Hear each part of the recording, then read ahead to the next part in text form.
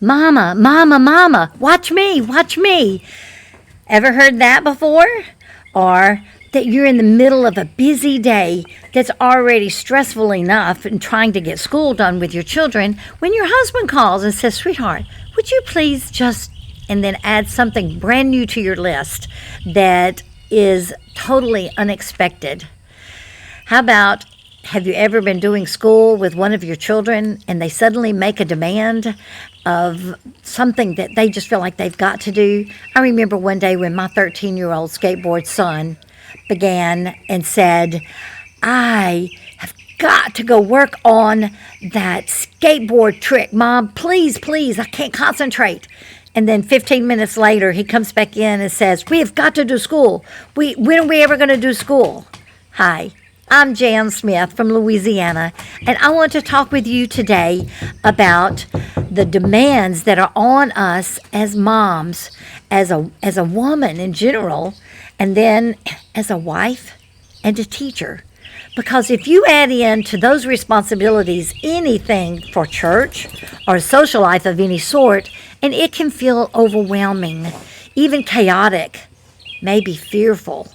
And I want to help you to learn to manage your fear, even in the midst of the chaotic time of homeschooling. In order to be healthy, we must banish guilt and comparison. Have you ever had a case of the shoulda, woulda, couldas? I know that my husband would regularly, when I would say I should have or I could have, he would say, no, shoulda, woulda, couldas. And so eliminating guilt, God does not require of us to be perfect. He wants us to be faithful. And so I encourage you to focus on that and to not allow guilt to be a part of it. Guilt is from the pit. Now, if you are truly repentant of something, that maybe you're doing something that you are spending too much time on Facebook and neglecting other things, or every night watching too much Netflix or something like that, then that is not, that should be a conviction, something that the Spirit of God is convicting you of. But walking around with guilt or shame, that's not of God. That's from the pit. And eliminate that from your feeling bank. Another thing that causes frustration and a feeling of failure and an unhealthy mindset is that of comparison. Because we often, when we do compare, we compare our weaknesses with somebody else's strengths.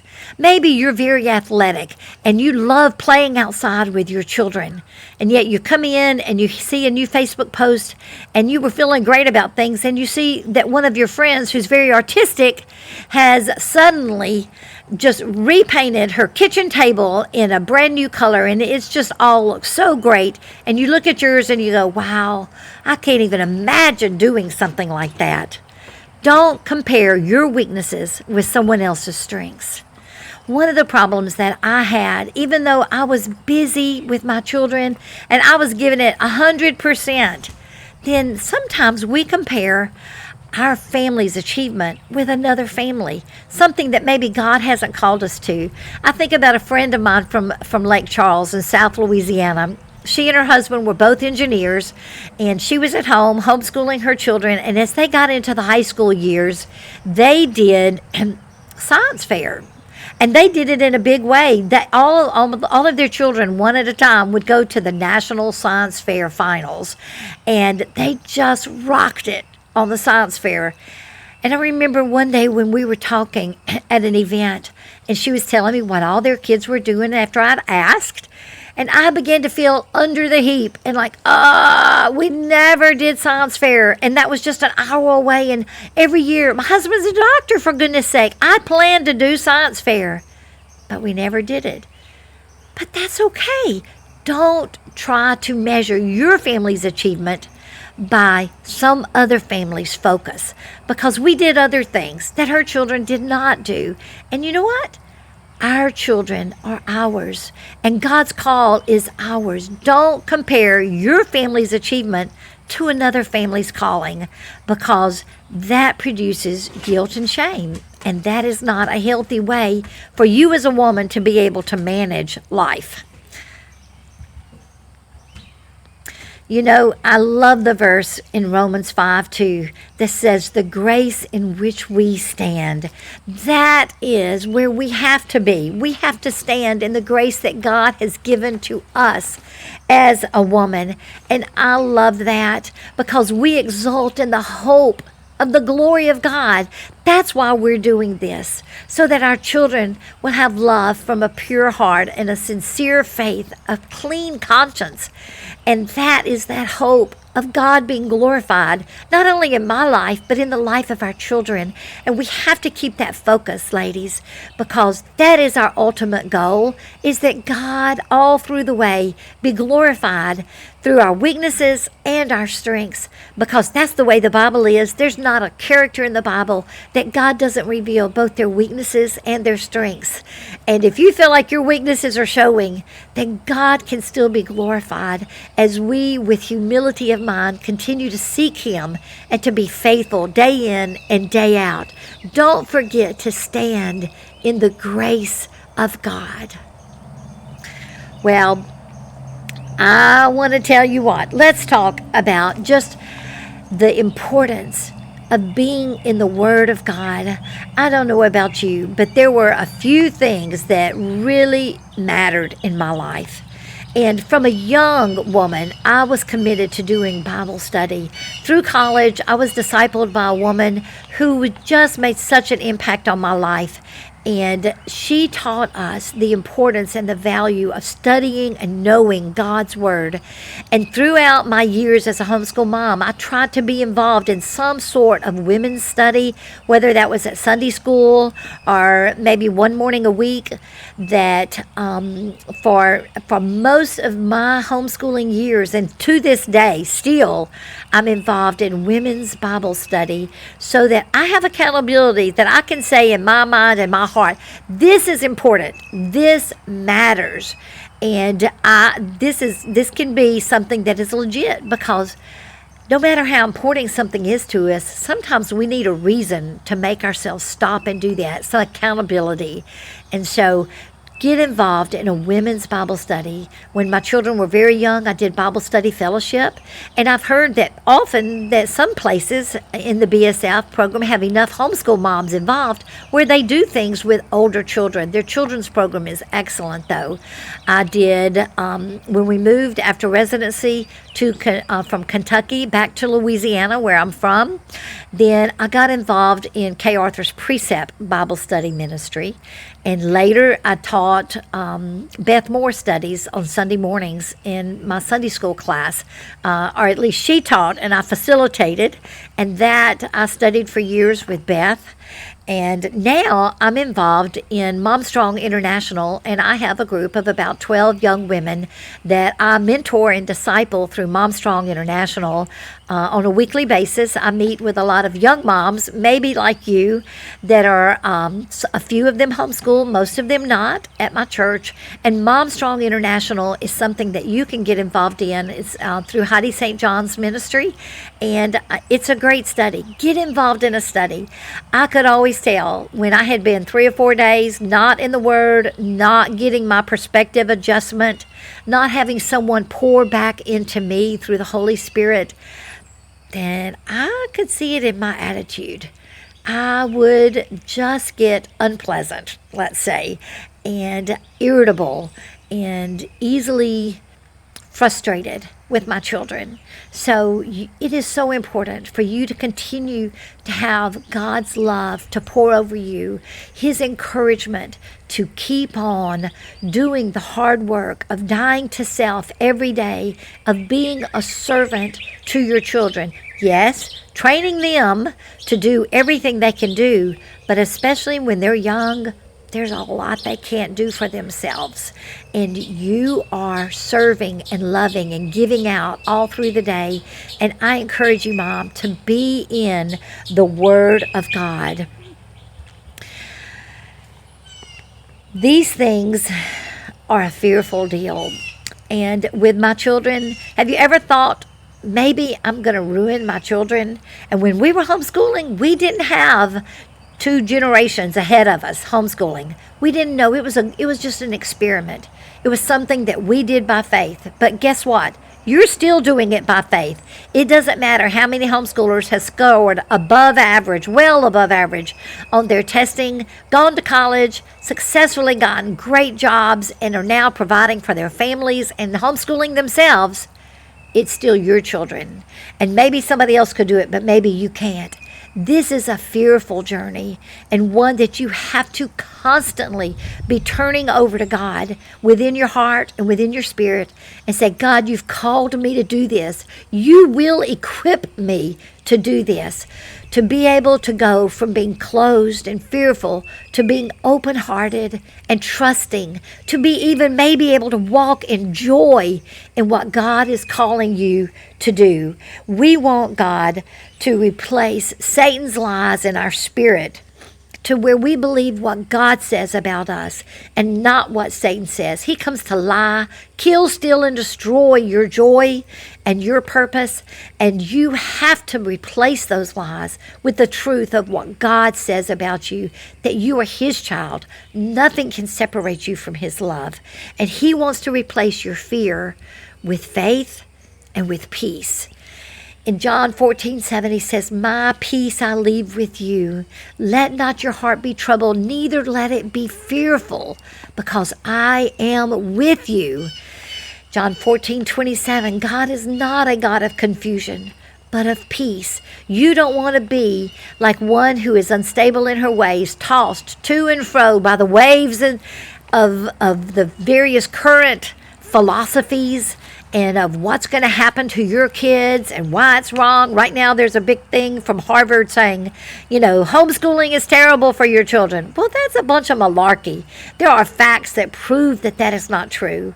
When I was homeschooling, there weren't hard data that shows that this works no matter your educational level, no matter your financial capacity, that this homeschooling concept of you tutoring and caring for your children, it works.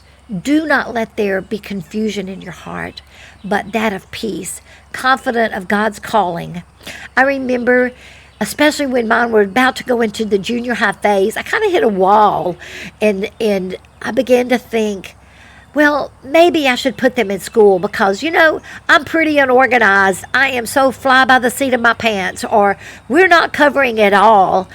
And as I began to truly evaluate my why am I doing this? What do I want for my children? I began to think about the kind of person that I wanted them to be. And guess what? I liked my children. I was beginning to see glimmers of hope, of the character, and of dependability, of passion, of the confidence and the joy in their lives, their ability to communicate with others, their love for God. And I thought, in comparison to their friends in their youth group, not just in public school, but at their youth group, I really like my children. And God gave me the confidence to keep on going to homeschool my children. And my husband ratcheted up his involvement in their education, and God provided a way. But don't let Satan steal your peace and to cause confusion in your heart. Yeah, it matters. It's a big deal. 1 Corinthians 15:10 gave me part of that hope and that confidence, is that by the grace of God, I am what I am. Whether it's true that I get distracted, or that I'm unorganized, or that I want to do more than is at all possible, that's who I'm, the mother that God gave to my children. And by the grace of God, I am what I am. But you know what? I serve the great I am. He is the God of glory. And just like He told Moses, you can accomplish what I've called you to do because I am. You stand in that grace and in the confidence that God will accomplish His purposes in and through you with the children that He gave you. It's a long-term investment. And it's going to start off small, where you feel like that all you're doing is wiping their nose and wiping their bottom. But moms, it matters. What you're doing matters. And stay with that long-term investment, because you will grow with them I remember that feeling when mine were all young and 7 and under. And I had a friend that was going to seminary. And one day I called and I said, "How's your day going?" And this was like 8:30 in the morning. And she rattled off all that she had already done.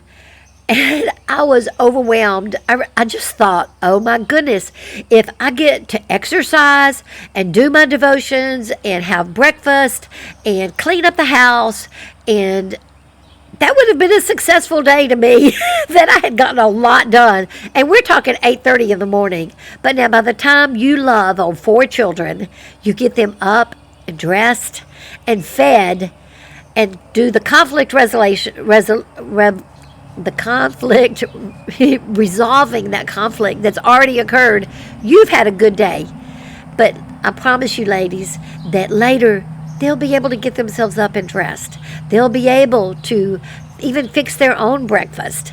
And the investments that you make of teaching all the small things when they're young, it grows and it comes back. You grow in your capacity to manage many, many things. So many homeschool moms, I say, they could run a corporation, and based on all the fact that what they do with their children, you will grow, and your children are a long-term investment. Do not get discouraged.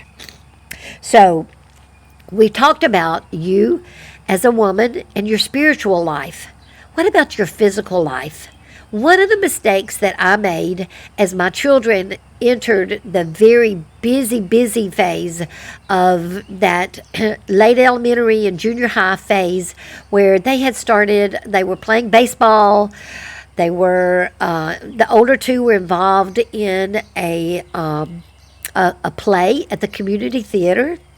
And we were building a house. Oh my goodness. It was such a busy time for me. And I remember thinking that I needed to not play tennis that spring. And that was okay. But basically, I decided that I should sacrifice exercising. This is one thing that I regret. Moms, your physical self matters, and you have a lot of demands on you. And before, I had always been committed to losing weight and getting in shape after each baby. Well, after that 4th child, that was my last baby, and I gained weight during building the house, and I never lost it because I had decided that my luxury of going to the gym or doing my exercise through playing tennis and other things, that was something I enjoyed so much that I needed to sacrifice that. I felt selfish in taking that time. But guess what, moms? That's important. Even if you simplify, maybe you can't be a part of the tennis league, but you can take a child and walk. Even if you have one in the stroller and others on their bicycle, you can take maybe the baby in the stroller and leave the older ones with an activity that they're safe enough at home by themselves for the 30 or 45 minutes that you're going to go walk. So you find some way of making it happen, even if it's switching off with a neighbor's children or a friend that she comes by and she watches your children for a while, reading stories while you walk, and then she does what she needs to do. Make it happen. But your physical self is important, not only your spiritual self. And so make some time to take care of that part of who you are. Ladies, your sleep is another important factor. You know, maybe you've got a project going that you had to stay up late several nights in a row. Then find a way, switch off with your husband so that you can get some catch-up sleep at some point. Your sleep is important. Getting yourself on a regular routine of saying that after 8 o'clock, no screen time, so that you don't find yourself on Facebook at midnight and where did the time go? You meant to go to bed by 10:30 or something like that. Be careful with your sleep time and make that a priority. Now, the emotional self of who you are, it matters. Your good nutrition, time around the table with your children, it is such a valuable thing. And I encourage you to find ways, even if it's very, very simple things, find ways to have good, healthy snacks and good, healthy food. And this matters for your children. It will help your own sanity because they will be better if they're not high on sugar all the time and crazy. And it will help your health so that you have good nutrition. You also need time with friends, not every day, and you can't have some people need more time with friends than others. Let's put it that way. Some of us are more social and need more interaction. And I encourage you to find ways to still journey on this homeschooling section with others. Maybe you're doing a lab or something that you can do in conjunction with other people. Community service. We did our community service through 4-H. And it was such a fun time with a few other homeschool moms and their kids. And we would go to the nursing home or to the Council on Aging. One year we did Head Start, and we did puppet plays. One of our moms was an artist, and she helped the kids make puppets. We would get together and make puppets. They wrote a play, and we did it for Head Start. Find ways to be in community with friends. And so it makes a difference for the emotional health. So you as a woman, that your spiritual health, your physical health, and your emotional health will make you a stronger homeschool mom and give you the endurance needed to be there for the long haul with your kids. Take care of yourself. Another thing that's important is to take care of your marriage. I'm here to tell you that this is the top priority, more important than homeschooling, is your marriage. One of the children's major fears is that they will not be able to have a long-term, loving relationship. Pattern that for your children. I love the saying that says that a man marries his greatest cheerleader. Like in the picture at the top, you believe in him, you love him, you support him, and then you get married and he wakes up to his chief critic.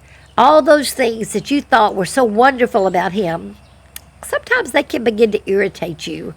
And I encourage you, Mom, work on your marriage on a regular basis and be involved in placing a high value on that marriage. Our need is for security and for love. And often we want them to meet that need. We need to feel loved. We need to feel cherished. And they don't meet that need sometimes. Maybe they're so busy working when in those early years of your marriage, he's trying to establish his business and his career, and you're having babies and sleep deprivation, and it is just a hard phase of life, and you begin to grow apart. Work on that. Give him validation, because the reason he's working so hard is for you and for your children, to give you the things you want and need. And sometimes we inadvertently say things that make them feel like they need to work harder. We make comparison with a friend that has more than we do, and we express frustration on the things that we don't have. He hears that as criticism. Respect your husband. And if you feel like that you are respecting him, I encourage you to ask him. I remember one time at a homeschool conference, we were challenged as women by the speaker to talk with our husband and ask him, is there some way that you feel disrespected by me?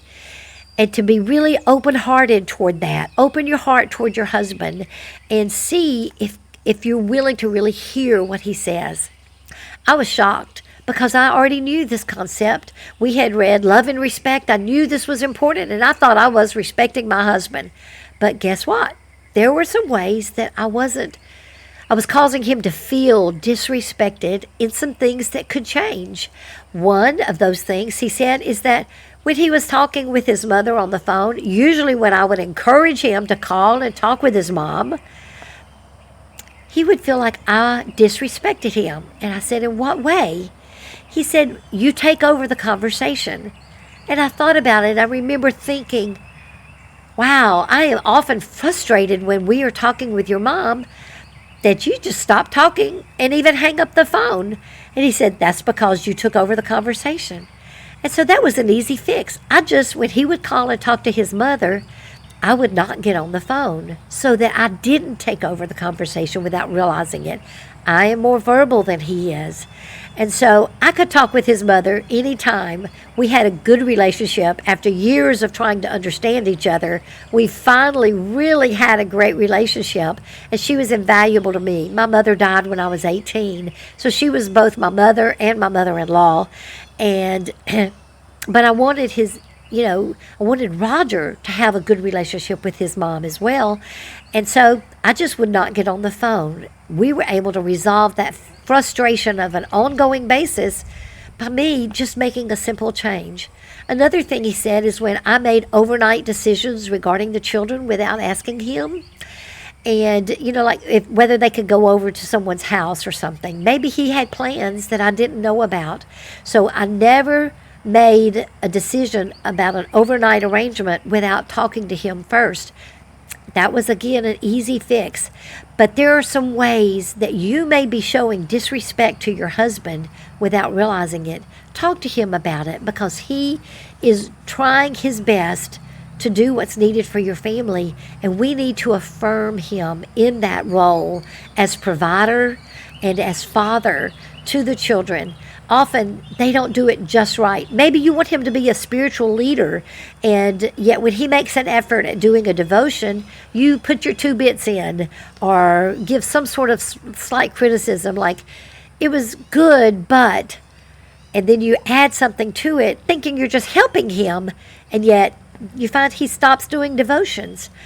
This was what was happening in our home, and I realized I needed to be completely quiet.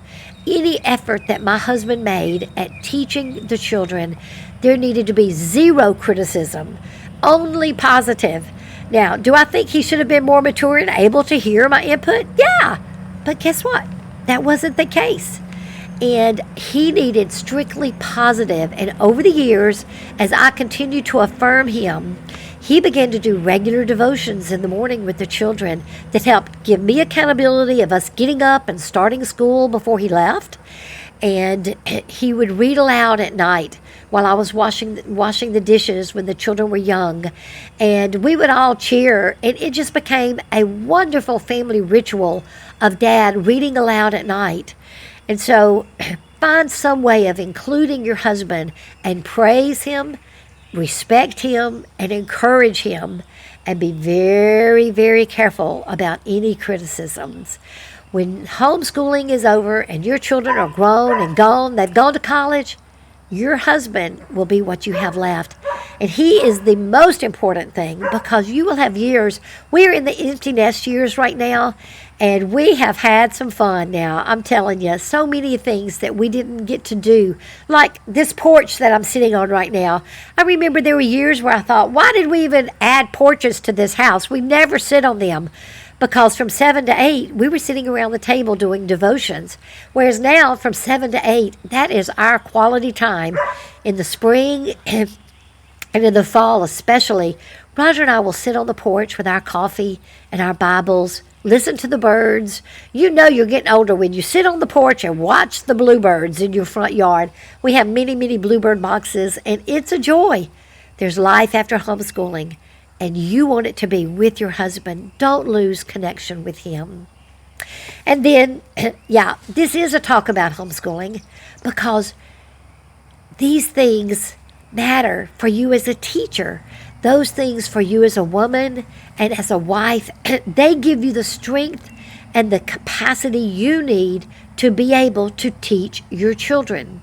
Now, maybe you have teenagers, but maybe I've caught you early. And I want to let you know those first 5 years are so important. All the experts agree in the importance of those early years, the training they receive. Roger and I always say, you pay now or you pay later. If it's not cute at 12, when they say no and run away, then shouldn't be cute at 2 when they do those things. So be diligent. Be diligent when no one's watching, when it seems insignificant and you give them an instruction and they don't do it. It will pay dividends if you continue to train and teach, give consequences when they're young. because it will make your life so much easier as they grow and later. Now, the first thing that happens is that you need to understand that all of life is school, even when they're little. All of life is school. And that what I mean by that is that when you're learning, whether that's putting on their clothes that morning, that's part of their school. Whether it's training them to put their plate and their bowl in the sink, that is part of learning life responsibility. When they get older, we used to do, instead of having them write a book report, we would do often book reports on horseback. We would saddle the horses. We lived in the country by that time. We were in town when they were little, and we had horses, and we would saddle, and I would hear about what book they were reading on horseback, and what did you think about that? What character did you like best? What were you challenged by in this book? What would you have done, changed differently if you were writing the story? Those kinds of things. And just share life together, talk. Conversation is part of school. In those early years, you need to establish authority. And that's what I'm saying. When no one's watching and no one else is around, you make sure that they're obeying you, because the dividends that you will reap later are so important. The not having every single thing be a fight is important. Establish the authority that you have in the home while they are young, and get organized. Like I say, this is something that I struggle with, and that is my organization. I am not by nature an organized person. My husband has had to help me develop systems. And when I guess my youngest son was first grade. One of the first conferences that Louisiana had for homeschoolers, I went to a workshop on organization and getting organized, and the lady shared some few simple things that I would say over and over. They became my mantras as I began to get organized in my homeschool. A place for everything, and everything in its place. Now, some of you came out of the womb like that. You need everything to have a place. I don't think like that. That does not come to me naturally. And so something as simple as your keys. Do you know how frustrating it is to spend time looking for your keys or your purse? Where did I put my purse? When we were designing our new house, that's the first thing we talked about, is where is my purse going to go? Because Roger knew that I needed a set place in those kitchen cabinets for my purse to go, so that I would know every time we'd get ready to leave the house that I didn't have to worry about where is my purse. So a place for everything and everything in its place. That includes your school books, and make it where they're accessible. They don't have to be perfect, but it does need to have a place. Later, maybe at first you start doing school in a very particular place, but as your children grow, they're going to be doing school all over the house, in their bedroom, on the couch, in the kitchen table. You know, we started off with a schoolroom, and when they were young, we would manage that. But later, we needed to spread out more. And so have a set place, though, that no matter where they are with their school materials, that they pick those things up and it goes back to its place. I had a saying, don't let it leave your hand until it reaches its home. That everything had a home. And I remember having something in my hand and just like, that I can't set this down to go do something else. I've got to walk all the way through the house to wherever its home is, and then go ahead and put it down in its home. Whether it's taking off my shirt and I would want to drop it on my closet floor. And I have a big closet now. But I just remember saying, no, it can't leave my hand until it's in its home. And I would put that hanger on it and hang it in the closet. Things I was trying to teach my children, I had to teach myself. I was that high schooler that you couldn't walk on my floor without walking on clothes. I was very, very busy. I'm a cleric personality. I'm achievement oriented, and I didn't realize those things then. I just knew I felt I was too busy to hang up all those clothes. And So I had to train myself as an adult, as a married woman, because I married while we were in college, and I had to train myself new habits that while I was training my own children, I was training myself as well. Don't let it leave your hand until it reaches its home. You can rotate toys by stowing some away. Put it in a bin, go through and separate. If you've got 2 types of blocks, put one set away. If you've got any duplications like matching games and other things, put away some of the dolls, put away some of the trucks and the cars. So you put those in a bin and you store them, and so that there's less mess, because sometimes they're in that phase where they're dumping everything out, and that's the game, just dumping everything out.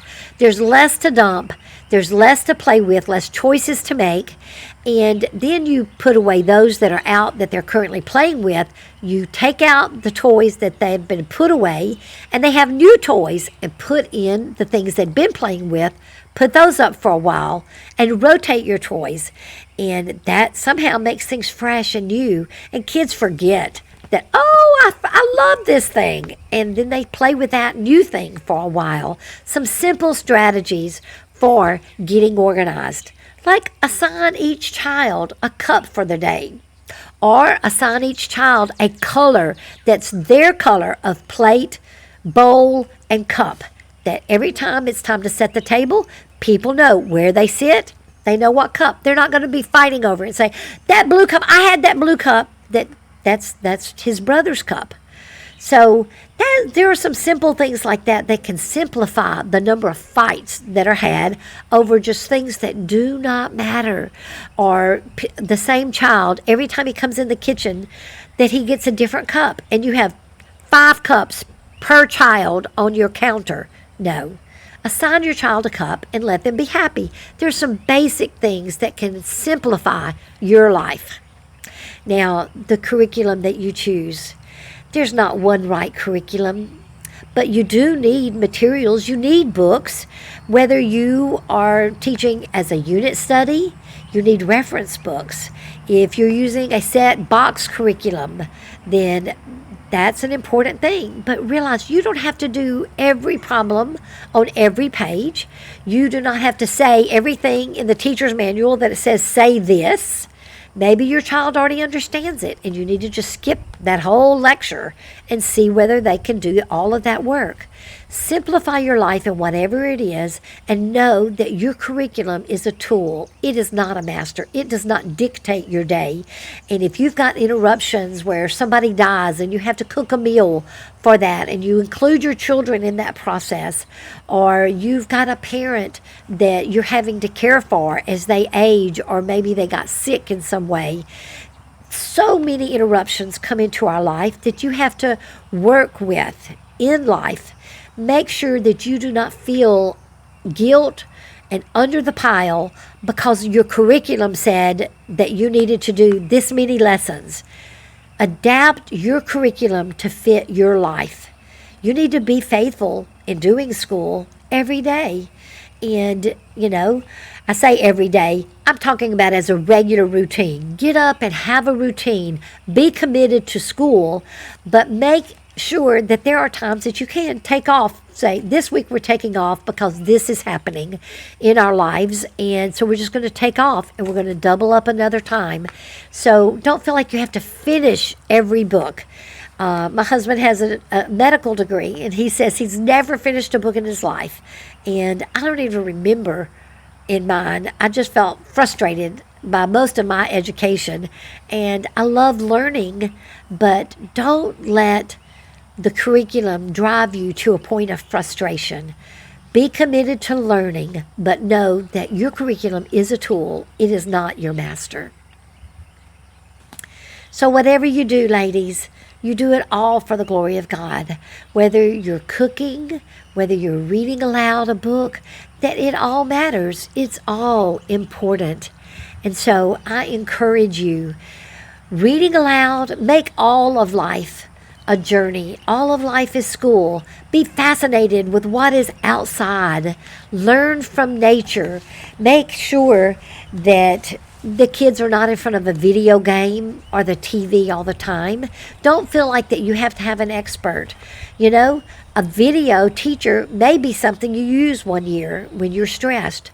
It may be something you use every year, but it may be something you choose not to use because it's limiting. It limits the child's time.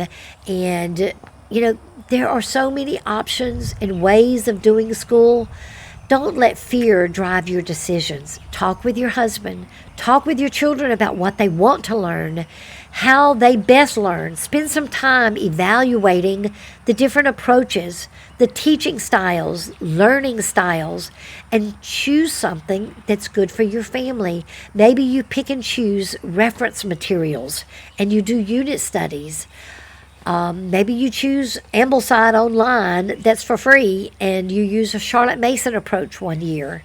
So try different approaches and come up with something that fits who you are as a family, that works with your children.